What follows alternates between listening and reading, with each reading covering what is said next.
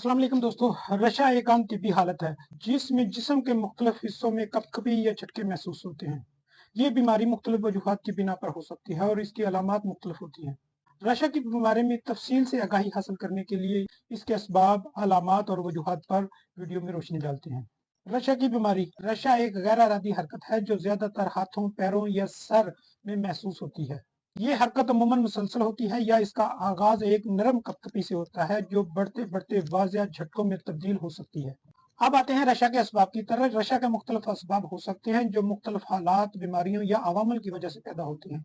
इन असबाब में शामिल है, पहले नंबर पे है पार्किंस की बीमारी। ये एक असली बीमारी है। ये रशा की सबसे आम वजह है जो अमूमन बुजुर्ग अफराद में देखने को मिलती है। इस बीमारी में दिमाग के मुख्तलिफ हिस्सों में खराबी हो जाती है जो हरकतों को कंट्रोल करने के लिए जरूरी है। दूसरे नंबर पर जिगर या गुर्दे की बीमारियां। जिगर या गुर्दे की बीमारी के नतीजे में जिस्म में जहर जमा हो सकता है जिससे रशा की अलामत जाहिर हो सकती हैं। तीसरे नंबर पे है अद्वियात का असर। कुछ अद्वियात जैसे कि एंटी डिप्रेशन अद्वियात, जहनी बीमारियों के अद्वियात और ब्लड प्रेशर को कम करने वाली अद्वियात रशा पैदा कर सकती हैं। चौथे नंबर पे है जहनी दबाव का इज़्तिराब। ज़हनी दबाव और इज़्तिराब भी रशा की अलामत को बढ़ा सकते हैं, खास तौर पर जब इंसान किसी खास सूरत हाल में नर्वस हो या घबराहट का शिकार हो। पांचवें नंबर पे है सदमा या सर पर चोट। सर पर लगने वाली चोट या सदमा दिमाग के इन हिस्सों को मुतासर कर सकते हैं जो हरकत को कंट्रोल करते हैं, जिससे रशा की अलामत सामने आ सकती हैं। छठे नंबर पे है विरासती अवामल।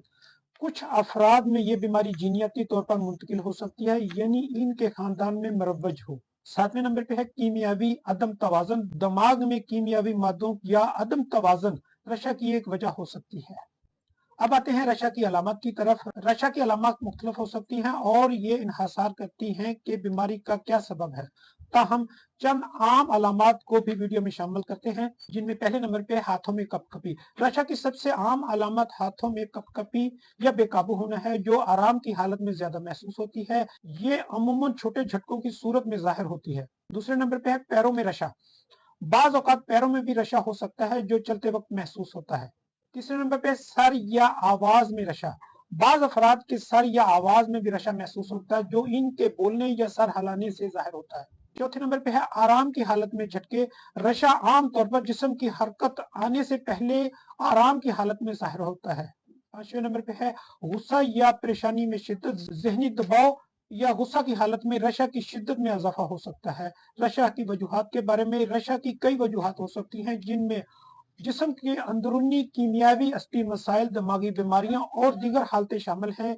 ये वीडियो में आपको बता देते हैं, जिनमें पहले नंबर पे है पार्किंसंस की